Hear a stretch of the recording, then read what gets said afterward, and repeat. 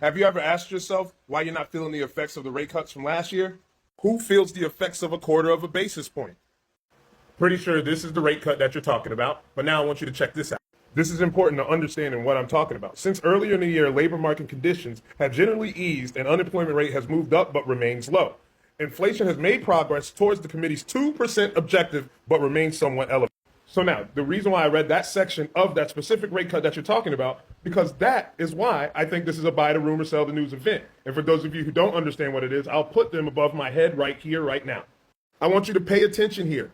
I'll put it again. What happens when the labor market weakens? It's right here above my head. Let's move on to the now. This is the most important part, where it says after that 27-23 jobs report, he also condemned the sharply downward revision of jobs number from May to June, which totaled 258,000 fewer jobs than reported. That means the unemployment numbers aren't good. And here's why that matters. So this is an important part of how you make money, is you pay attention to decision makers and watch the chess pieces move on the board.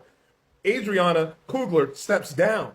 Why is this important, right? Because they've been applying pressure to get Jerome Powell to cut rates to begin with. And they weren't just trying to get him to cut rates. Check this.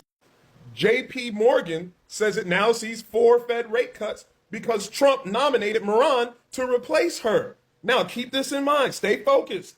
Patience is a virtue. See, I'm not saying this is going to happen with the next rate cut. They might just do a quarter basis point because don't forget that you also need inflation to be low in order to make big rate cuts with the unemployment numbers. But Trump wants 3 points.